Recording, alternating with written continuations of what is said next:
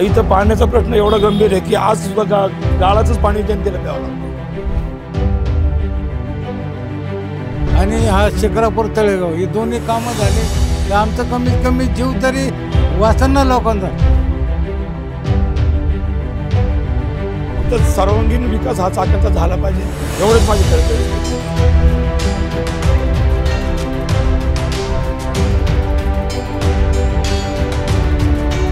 आज सुद्धा माझ्या घरी झाला तुम्हाला मी गाळाचं पाणी द्यावं होतं.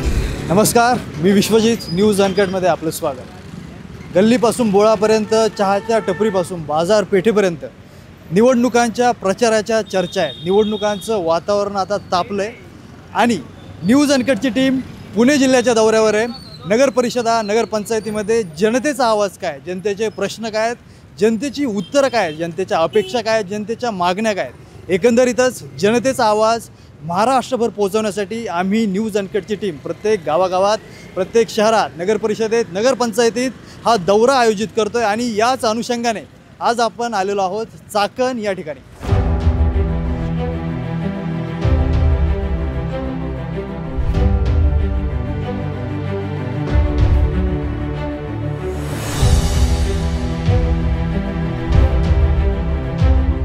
चाकण अगदी पूर्वीपासून एक व्यापारी केंद्र, एक बाजाराचं केंद्र म्हणून चाकणची ओळख आहे.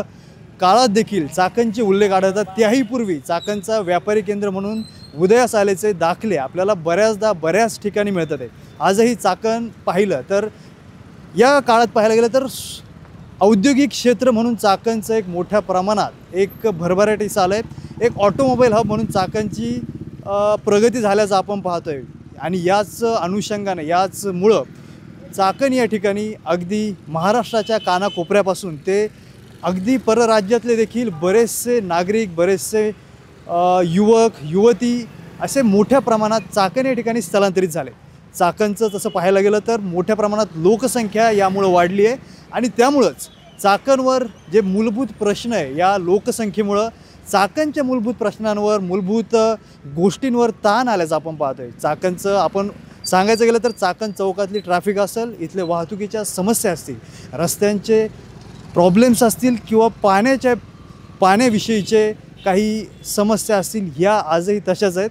याच अनुषंगाने आज आपण जाणून घेऊयात की लोकांची काय प्रतिक्रिया आहे, लोकांचं काय म्हणणं आहे, लोकांना चाकणचा विकास म्हणजे नक्की काय अपेक्षित आहे. चला जाणून घेऊयात. चाकण नगर परिषदेच्या निवडणुकांची रणधुमारी सुरू झाली आहे आणि या नगराध्यक्षपदाच्या उमेदवार आज आपल्यासोबत आहेत. ताई नमस्कार. नमस्कार. न्यूज अनकटमध्ये आपलं स्वागत. धन्यवाद. तुम्हाला काय वाटतं की चाकण, आता आम्ही पाहतो, फिरलो, लोकांशी संवाद साधला आहे, चाकणसाठी लोकांच्या तुमच्या मते 4 महत्त्वाच्या समस्या काय की जे लोक फेस करतात आहे? आज नमस्कार, मी भाग्यश्री विवेक वाडेकर. मी चाकण नगर परिषदेच्या निवडणुकीमध्ये राष्ट्रवादी काँग्रेसची अधिकृत उमेदवार म्हणून नगराध्यक्षपदासाठी उभी आहे. आणि आज आपण इथे बघायला गेलो तर चाकण शहराच्या सगळ्यात मेन 4 समस्या जर आपल्याला सांगायच्या झाल्या तर सर्वप्रथम आहे ट्रॅफिक समस्या, ड्रेनेज समस्या. अजून आपल्याला बघायला भेटेल की रस्त्यांची ही जी समस्या आहे की रस्ता सुधारीकरण आज खूप गरजेचं आहे. आणि जनतेच्या मूलभूत गरजा, आता या गरजांमध्ये आपल्याला हे डिवायडेशन होतं पुढे, आणि या मूलभूत गरजा या पुढे जाऊन डिवाईड होतात. जसं की लोकांचे घराचे प्रॉब्लेम असेल, पाण्याचा सगळ्यात मोठा प्रश्न आहे की लोकांना आज पाण्याची एवढी समस्या आहे की जे आपण फिल्ट्रेशन पाणी जे आहे हे चाकणला आज खूप आवश्यक आहे.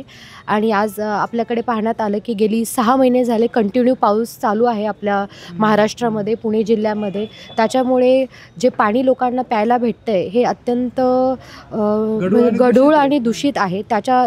याचा परिणाम हा डायरेक्ट लोकांच्या हेल्थवरती होतो आहे. आणि आज आपण पाहायला गेलो तर 20 to 25% क्राऊड हा लहान मुलांचा आहे. आणि सगळ्यात जर कोणी पटकन अफेक्ट होत असेल तर ही लहान मुलंच आहेत. आणि लहान आता जसं की मागे आपल्याला बघायला भेटलं की लहान मुलांचं आजारी पडण्याचं प्रमाणही जास्त झालेलं आहे. त्याच्यामध्ये सर्दी खोकला याचं प्रमाण वाढलं आहे. आणि मार्केटमध्ये दुर्दैवाने काही असे मेडिसिन मार्केटमध्ये आत्ता आले होते की ज्याच्यामुळे काही बालकांचा मृत्यूही झालेला आहे. मग कुठंतरी हे इंटरकनेक्टेड सगळं एक सायकल आहे. जर पाणी स्वच्छ असेल तर हा आजार जो सगळ्यांना असेल की मुलं असतील, वृद्ध असतील, कुठल्याही वयोगटामध्ये इझिली लोक आज पाण्यामुळेच आजारी पडतात. सर्वप्रथम पाणीच हा प्रत्येक आजाराचं कारण असतो. म्हणून मला असं वाटतं की ही सर्वात मोठी समस्या आज कालिदासदादा वाडेकर आपल्या चाकणचे माजी उपसरपंच माझे सासरे आहेत, त्यांनी 160 कोटीची पाणी पुरवठा योजना आपल्या चाकणसाठी मंजूर करून आणलेली आहे. त्याच्यामध्ये ट्रिपल फिल्ट्रेशन पाणी हा उपक्रम आपण राबवला आहे. अवघ्या 6 महिन्यामध्ये हा उपक्रम पूर्ण होणार आहे. काम सुरू आहे आणि येत्या काही काळामध्ये चाकणच्या पूर्ण शहरातील प्रत्येक भागामध्ये सुयोग्य वेळेवरती आणि सुसज्ज पाणी हे प्रत्येक घराघरामध्ये पोहोचणार आहे. आणि आमचा उद्देशच आहे की येणाऱ्या पिढीला आणि येणाऱ्या जनरेशनला पाणी जोपर्यंत स्वच्छ पाणी भेटत नाही तोपर्यंत स्वच्छ निरोगी शरीर लोकांचं राहणार नाही. आणि हेच जेव्हा तुमचं हेल्थ बेटर असेल तेव्हाच तुमचं फ्युचर बेटर असेल, मला हे असं वाटतं. चाकण निवडणुकीच्या नगर परिषदेच्या निवडणुकीच्या प्रचाराला सुरुवात झाली. एकंदरीत काय वातावरण आहे, कसं आहे एकंदरीत वातावरण? तसं काय सांगता येते लगेच. सुरुवातीला काय आल्यात सांगा ना. बिनविरोध, हां काय आल्यात बिनविरोध. बरं, तुम्हाला काय वाटतं तुम्ही किती वर्षांपासून इथे राहताय चाकणमध्ये? चाकण लहान असे मोठं झालो आम्ही. मूळ गाव चाकणच हा, आहे, लहानपण चाकणच. बालपण गेले, हा. आज तुम्ही वयाची 60-70 पार केली. हा एवढ्या दिवसात तुम्ही पाहताय चाकणचं जे शहर आहे हा एक शहरात मोठ्या शहरात रूपांतर होत आहे. समस्या वाढतं ते हा. चाकण. काय मुख्य समस्या आहे चाकणची? चाकणची रस्त्याची फक्त. रस्ते, लोकसंख्या वाढती, लोकसंख्या वाढली, सगळं झालं. रस्ते आहे तेच आहेत, पाण्याचं आहे तेच लाईन आहेत, मोठ्याला काय झालं नाही. लोकसंख्या वाढत राहिली. चाकणचा विचार करायला झाल्यावर विकास झालाय का तुम्हाला काय वाटतं? विकास नाही झालेला. बाकी विकास झाला पण रस्त्यांचा विकास झाला नाही. रस्त्यांचा विकास झाला. हा. काका तुम्हाला काय वाटतं की काकांचं म्हणणं आहे की विकास झालेला नाहीये चाकणमध्ये. आता तुम्हाला काय वाटतं की विकास झालाय का? चाकणची लोकसंख्या पूर्वी 10,000 होती. आज ती चाकणची लोकसंख्या 5 लाखावर गेलेली आहे. आणि चाकणचा विकास होतोय, पण अशी अडचण आहे की रस्त्याची आमची अडचण आहे. ते रस्त्यात जवळजवळ आम्हाला 2-2, 3-3 तास पुण्याकडे जायचं झालं, खेडकं जायचं झालं. आमचं महत्त्वाचं म्हणजे पुणे नाशिक हायवेचं काम चालू झालं पाहिजे. ते काम चालू झालं आणि हा शिक्रापूर तळेगाव हे दोन्ही कामं झाले तर आमचं कमीत कमी जीव तरी वाचन ना लोकांचा. आज रोज 3-4 अपघाताचे बळी ठरतात. तर याच्याकडं कुणाचं ध्यानच नाही आहे. मोर्चे काढले, सगळं झालं, याच्यावर ध्यान दिलं पाहिजे सरकारने. आता नळ पाणी बिणी कुणी नसलं तरी ते चालतंच आहे. सरकारी अधिकारी त्यांचं जे काम आहे ते करतातच, पण मूळ म्हणजे आमचा रस्त्याचा प्रश्न महत्त्वाचा आहे. काय वाटतं खरं आहे की चाकणचा जो मेन चौक आहे तर त्या मेन मुख्य चौकातला जो ट्रॅफिकचा प्रश्न आहे, आज चाकणवरनं खेडला जायला लागत असू द्या, इकडे पुण्याकडे जायला लागत असू द्या, तिकडं मुंबई हायवे आहे, इकडे शिक्रापूरचा आहे, हा जो चौकाचा जो एरिया आहे या चाकण परिसरात पाहायला गेलं तर 2-2, 3-3 तास या चौकात वाहतूक कोंडी झाल्याचं आपण पाहतो. आणि हे नित्यच आहे, रोजचं आहे. गेल्या 10 ते 15 वर्षापासून ट्रॅफिकचा प्रश्न हाताळायचा आहे आणि याच्यात अपघात देखील मोठ्या प्रमाणात होतात. काय वाटतं एवढी सरकार आली, एवढे वेगवेगळी सरकार आली, वेगवेगळ्या पक्षांची आली, का बरं हा मुद्दा का सोडवला गेला नाही? जाणून बुजून होतंय की जाणून बुजूनच होते.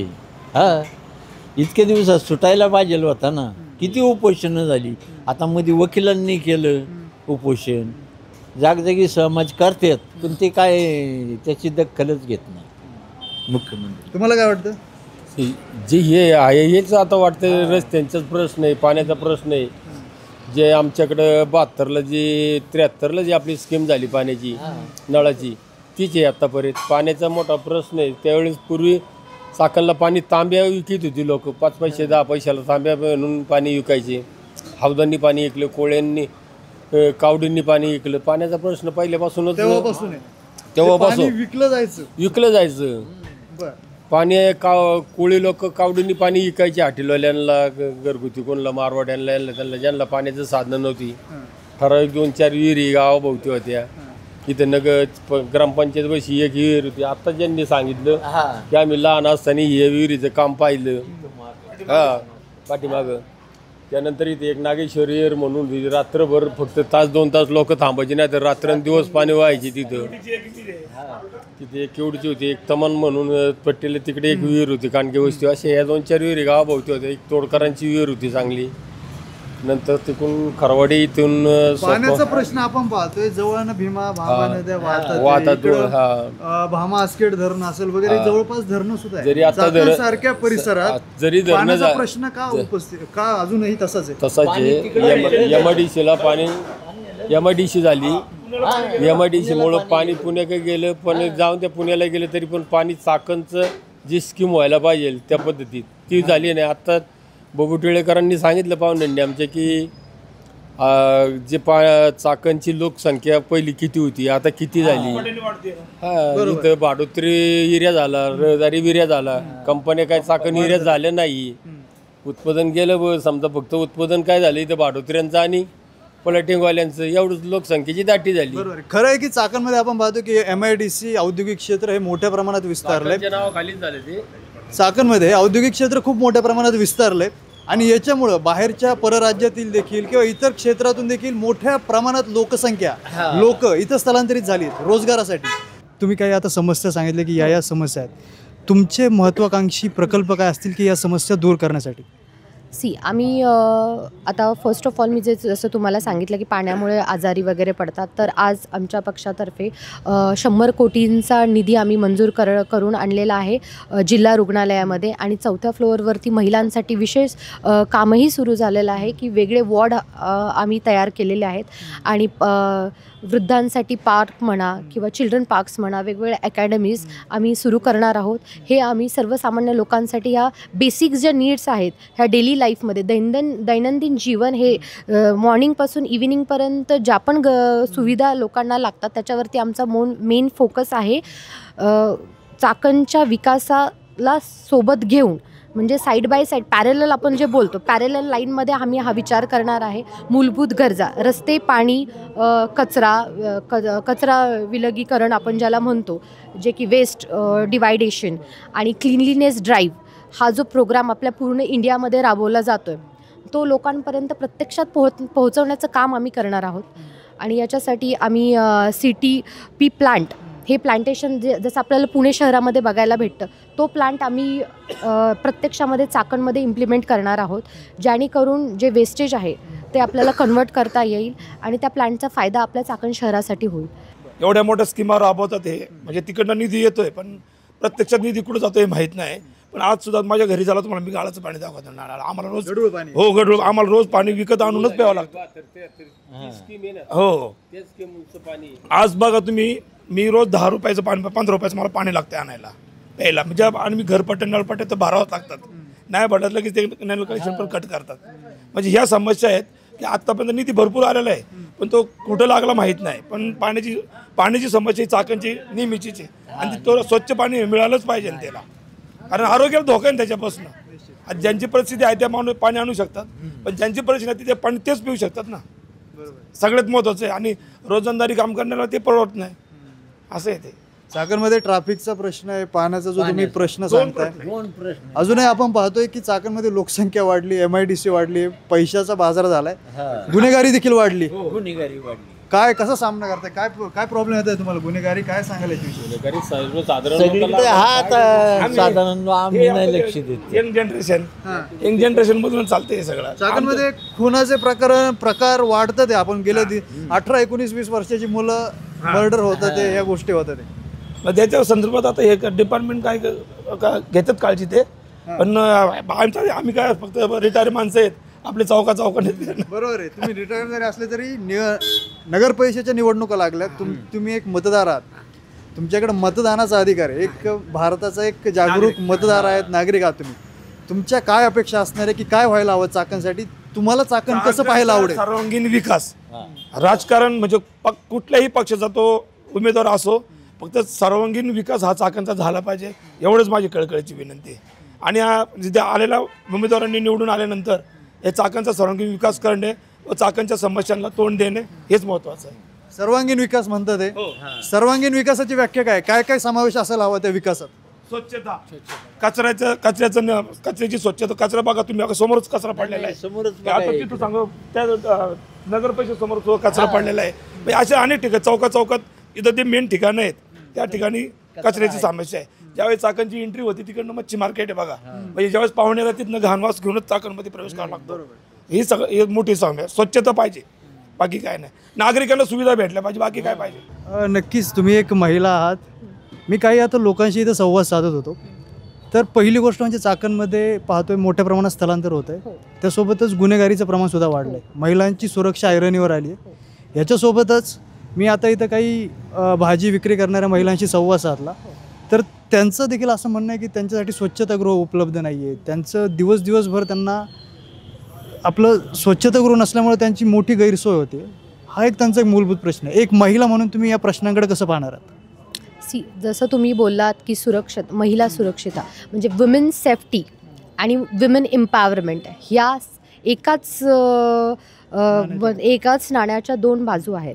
आणि महिलाच्या वुमेन सेफ्टीसाठी आपण चाकण शहरामध्ये जर पाहिलं तर तुम्हाला दिसेलच, जर तुम्ही सर्वे केला तर हा मुद्दा मला खूप जवळून बघण्यात आला आहे की आपले जे स्ट्रीट आहेत, स्ट्रीटमध्ये CCTV कॅमेरा आज प्रत्येक स्ट्रीटमध्ये, प्रत्येक एरियामध्ये आपल्याला बसवण्याची खूप आवश्यकता आहे, गरज आहे. कारण की महिलांची सेफ्टी आपण कुठपर्यंत, जर तुमच्याकडे एक प्रॉपर आणि परफेक्ट जर यंत्रणा असेल तर हे आपण कमी करण्यामध्ये ह्याची मदत होऊ शकते. महिलांची सेफ्टी वाढू शकते. इवन महिलांची सेफ्टी एक हा प्रश्न नाही आहे, तर हा सर्वसामान्य लोकांच्या सेफ्टीचाही प्रश्न आहे की CCTV कॅमेरा जर प्रत्येक भागामध्ये, प्रत्येक रस्त्यावरती जर आपण गव्हर्नमेंटच्या थ्रू बसवले तर याचा फायदा नक्कीच लोकांनाच होणार आहे. म्हणजे जे गुन्हेगारीचे प्रकार आहेत, आता चाकणमध्ये तुम्हाला बघायला भेटेल, शिक्रापूर रोड वगैरे जे आउटसाईडचे भाग आहे तिथे चोरीचे प्रमाण खूप झालेलं आहे. म्हणजे तुम्हाला रोजच्या एका न्यूजमध्ये दरोडेखोरी म्हणा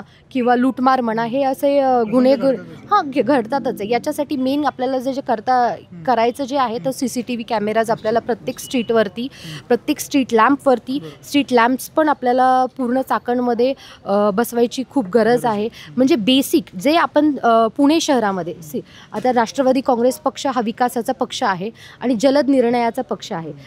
मला सांगा, आता तुम्ही मार्केटमध्ये संचालक आहात, चाकणमध्ये बऱ्याच दिवसापासून वास्तव्य असाल, काय काय प्रॉब्लेम आहे, काय काय समस्या आहे, काय विकास व्हायला हवा चाकणचा? मार्केट कृषी उत्पन्न बाजार समिती चाकण हे कांद्याचं आगार म्हणून देशामध्ये नव्हे जगामध्ये प्रसिद्ध झालेलं आहे. पण त्या माध्यमातून चाकणमध्ये ज्या ज्या सुविधा आल्या आणि ज्या होऊ घातलेल्या आहेत, या राजकारत्यांनी अवगत त्याचा अनुभव घेऊन त्या पद्धतीने सुधारणा करायला पाहिजे होत्या. त्या काही केल्या नाही. स्वर्गीय नारायण पवार असतील, स्वर्गीय सुरेश गोरे असतील, स्वर्गीय साहेबराव सातकर, बुटे पाटील, सगळेच त्यांनी शिक्षणाची दारं उघडी केली नाही. त्यामुळं आपल्या तालुक्यातील मुलं ही शिकली नाही आहे, बाजारात अडकली गेली आणि बाजाराच्या व्यापाराच्या दृष्टीने व्यापारीकरण झालं आणि खूप कंपन्या या ठिकाणी आल्या. मग मी नाव नाही ठेवत, पण नाव ठेवता दूरदृष्टी राजकारत्यांनी, पालकमंत्र्यांनी यांनी ठेवायला पाहिजे होती. ती न ठेवल्यामुळं ही असुरक्षितता चाकणमध्ये वाढलेली आहे. मग रस्ते असतील, गटर असेल, पाणी असेल, मामासखेडचं धरण असेल, चासकामांचं धरण असेल, आज सर्वसामान्य शेतकऱ्यांना जर ते पाणी आलं असतं तर सुजलाम सुफलाम ते कुटुंब आलं असतं. पण याची दूरदृष्टी न ठेवता पाणी विकलं, पाणी शहराला गेलं. पाणी, निवारा, घर हे पहिलं प्राधान्य आहे. पण ज्या नावाखाली तुम्ही त्या सुविधा अंमलात आणल्या, शासनाच्या सुविधा घेतल्या, त्या बाजूला ठेवून दुसऱ्याचाच त्याचा दुरुपयोग केला. आज पिंपरी चिंचवडला पाणी दिलं, पुण्याला पाणी दिलं, तिथे एक जर कमर्शियल बिल्डिंग किंवा एक कॉम्प्लेक्स जर उभी राहिलं तर 500,000 कोटीचं राहतं. त्याच्यामध्ये कुणीतरी इन्व्हॉल्व होतं, मोठा बिल्डर. पण इथं सर्वसामान्य शेतकरी नागावला गेला, त्याला पाणीसुद्धा त्याच्या जमिनीला मिळालं नसल्यामुळं त्याला त्या विकावं लागल्या किंवा डेव्हलप द्यावं लागल्या. आणि आज अस्थिरता, रस्ते खूप, रस्त्यावर रहदारी वाढली, वयोवृद्ध माणसाला रस्त्यावर यायलासुद्धा भीती वाटते. तरुणांनासुद्धा कामाला जायचं, तरुणी असतील त्यांनासुद्धा परत आपण घरी सुरक्षित येऊ का अशी सुद्धा भीती वाटते. आणि चाकण ही औद्योगिक नगरी हे जवळपासच्या ह्या 12 तालुक्यांमध्ये चाकण हे चाकण 84 बाजारपेठेचं गाव आहे. पण रहदारीच्या अडथळ्याने फार त्याची शून्य किंमत झालेली आहे. रहदारी सांगितली, पाण्याची एक समस्या सांगितली, त्यासोबतच आपण पाहतो की रोजगारासाठी इथं विविध ठिकाणांहून लोक स्थलांतरित झालेत आहे. त्यांच्यामुळं ज्या सोयीसुविधा याच्यावर ताण पडला आहे. जसं की तुम्ही आत्ताच सांगितलं की विविध ठिकाणावरनं रोजगारासाठी लोक इथे येतात. म्हणजे एक पोटाची खळगी भरणारं शहर म्हणून चाकण शहर हे प्रसिद्ध आहे. कामगार वर्ग हा इथे मोठ्या प्रमाणात आलेला आहे. आणि आज फक्त चाकण शहरातील स्थानिक लोकांचा विचार करून आपल्याला थांबता येणार नाही. जो कामगार वर्ग हा चाकणच्या भरोशावरती आपल्या रोजीरोटी म्हणू शकतो आपण त्याला, त्याच्यासाठी चाकण शहरामध्ये आलेला आहे. आपल्याला चाकण शहरामध्ये राहणाऱ्या प्रत्येक व्यक्तीचा हा आज विचार करण्याची आवश्यकता आहे. आज हा कामगार वर्ग सुशिक्षित म्हणून पण इथे आहे आणि आज त्यांची मुलं म्हणा, आज मुलांसाठी चाकण शहरामध्ये आपल्याला काय फॅसिलिटी देता येतील, कामगार वर्ग जो आलेला आहे चाकणमध्ये त्यांच्यासाठी आपल्याला काय योजना करता येतील. कारण की आपलं मोस्ट फायनान्शियल कॅपिटल हे याच्यामधनंच होतं. जसं की आपल्या सगळ्यांना माहिती आहे एशियामधलं सगळ्यात 1 नंबरचं ऑटोमोबाईल इंडस्ट्री ही चाकण म्हणून ओळखली जात आहे. या माध्यमातून आमच्या पक्षाचं असं धोरण आहे की आम्ही जो कामगार वर्ग आहे, जो आउटसायडर वर्ग आहे, यांना सर्व फॅसिलिटी प्रोव्हाइड झालेल्या पाहिजे. जसं की मुलांसाठी एक्स्ट्रा करिक्युलर ॲक्टिव्हिटी स्कूल्स आता नवीन चाकणमध्ये येत आहेत, पण फक्त एज्युकेशन जे स्कूलमध्ये मिळतं तेवढंच मर्यादित नाही आहे. मुलांसाठी माझं वैयक्तिक मत आहे, मुलांसाठी एक्स्ट्रा करिक्युलर ॲक्टिव्हिटीसाठी वेगवेगळ्या अकॅडमीज, वेगवेगळे इन्स्टिट्यूशन आपण चाकणमध्ये आणले पाहिजेत. हा आमचा मेन उद्देश आहे. जर आज आपली सुशिक्षित पिढी जर व्यवस्थित तयार झाली तर हेच आपल्या शहराचं, आपल्या देशाचं भविष्य आहे. म्हणून फोकस आमचा हा एज्युकेशनवरती, शिक्षणावरती नक्कीच राहणार आहे. आपण पाहतोय की चाकणचे जे उल्लेख आहे, तुम्ही म्हटलं व्यापाराचं केंद्र आहे, आता औद्योगिक हब बनलंय. अगदी इतिहासात देखील चाकणचे उल्लेख आहे इथल्या व्यापारी केंद्राचे. आता मी काही लोकांशी संवाद साधत होतो तर हे जाणवते की जे व्यापारी इथं रस्त्यावर बसतात भाजी विक्री वगैरे करायला, तर त्यांच्यासाठी स्वच्छतागृह नाही आहे, स्त्रियांचे मोठे प्रॉब्लेम तयार होत आहेत, त्यांना जागा व्यवस्थित नाही आहे. त्याच्यासाठीच सांगतो ना, स्वर्गीय आमदार सुरेश भाऊ गोरे यांनी 2015 साली चाकण नगर परिषदेची स्थापना केली. चाकण नगर परिषद ही ब दर्जाची आहे, पण राजकीय अस्वस्थतेमुळं ती आज पूर्ण क्षमतेने काम करीत नाही आहे.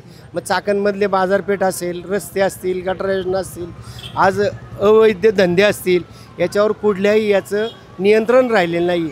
बाहेरचे अधिकारी किंवा कुणीही असेल ते येतात, पैसे कमवतात, निघून जातात आणि मूळ गावाकडं किंवा गावातल्या मेन बाजारपेठेकडं लक्ष नाही राहिलेलं. मग सुलभ शौचालय महिलांसाठी नाही आहे, रस्ते रुंदीकरण केलेत, पट्टे आखलेत, पण त्याच्यावर फुटपाथवाले बसतात. कुठलीही भीती राहिलेली नाही. आज नगरपालिकेची निवडणूक लागलेली आहे, रणधुमाळी लागलेली आहे, चढाओढ लागलेली आहे, करोडो रुपये खर्च करतील. कारण त्या मार्गाने करतील हे मला काही सांगायची आपल्याला आवश्यकता नाही आहे. पण जो तो आपला नशीब आजवतोय, येऊन त्यांनी निश्चितच चाकणसाठी चांगली प्रगती करावी. स्वच्छ चाकण, सुंदर चाकण जगाच्या नकाशावर कशी होईल याचीच मी त्यांना विनंती करतो आणि त्यांनी ते करावं याच त्यांना शुभेच्छा देतो.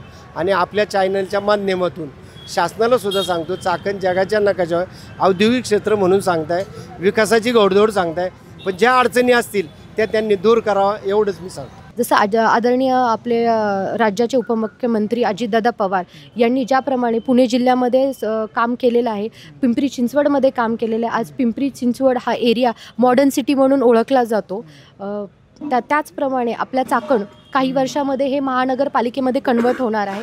मग या बेसिक ज्या सुविधा आहेत ह्या आमच्या पक्षाचं आणि माझं विशेषतः माझा फोकस या सगळ्या गोष्टींवरती आहे की आमचा जो जलद निर्णयाचा जो आमचा अजेंडा आहे तो आम्ही इथे राबवणार आहोत. आणि याच निर्णयांमधनं की प्रत्येक गोष्टीला वेळ लावून 2 वर्ष 3 वर्ष हे न लावता कमीच वेळामध्ये जास्त सुधारणा करता येईल हे आमच्या पक्षाचं धोरण आहे. आणि जे तुम्ही आत्ता मला सांगितलं की तुम्ही बाहेर भाजीवाले वगैरे त्यांना स्वच्छतागृहांचा हा जो महिलांसाठी प्रश्न आहे, नक्कीच हा सर्वप्रथम हाच प्रश्न चाकणमध्ये, जसं की तुम्ही हे आज आलेला आहात ॲज अ सर्वे करण्यासाठी, आज जर तुमच्यासोबत जी महिला टीम आलेली आहे त्यांना जर कुठे लोकांना वॉशरूमला लेडीजला जायचं असेल तर कुठे शोधणार, याच्यासाठी प्रत्येक एरियामध्ये प्रत्येक 2 कॉलनीमध्ये तरी सार्वजनिक सुसज्ज स्वच्छतागृह असं म्हणता येईल आपल्याला, हे आम्ही उभारणार आहोत. या योजना आम्ही ऑलरेडी प्लॅन केलेल्या आहेत. या फक्त कागदपत्री किंवा इमॅजिनेशनमध्ये नाही आहे, तर हे आम्ही प्री प्लॅन्ड आमचा अजेंडा, आमचं विजन हे सगळं रेडी आहे आणि त्यानुसार आम्ही काम करणार आहे. थँक्यू. तर न्यूज अनकटच्या माध्यमातून आपण चाकणमधील नागरिकांचे काय प्रश्न आहेत, काय समस्या आहेत, त्यांचा आवाज काय हे जाणून घेतलं. निश्चितच इथल्या पायाभूत सुविधा असतील, मग त्या पाण्यापासून तर लाईटच्या पोलपर्यंत आणि सांडपाण्यापासून तर पिण्याच्या पाण्यापर्यंत अशा विविध समस्या इथे पाहायला मिळतात. चाकणचा एक मूलभूत प्रश्न जो आपण लोकांशी चर्चा केल्यानंतर जाणवलं की चाकणची ट्रॅफिक हा एक इथला मोठा प्रश्न आहे आणि जनतेची हीच एक अपेक्षा आहे की या वाहतूक कोंडीतून चाकणकरांची सुटका व्हावी ही एक अपेक्षा आहे. आपण उमेदवारांशी देखील संवाद साधलाच आहे. त्यामुळे आता 2 तारखेला मतदान पार पडणार आहे, 3 तारखेला निकाल लागणार आहेत. उमेदवारांनी ज्या अपेक्षा जे जाहीरनामे दिले तेही आपण पाहिलेत. नागरिकांच्या ज्या समस्या होत्या, जे प्रश्न होते, त्या समस्या ते प्रश्न आता हे उमेदवार सोडवणार का हे पाहणं आता उत्सुक्याचं ठरणार आहे. तुम्ही पाहत राहा न्यूज अनकट. पुढचा मतदारसंघ आपण चाललेलो आहोत राजगुरुनगर इथं.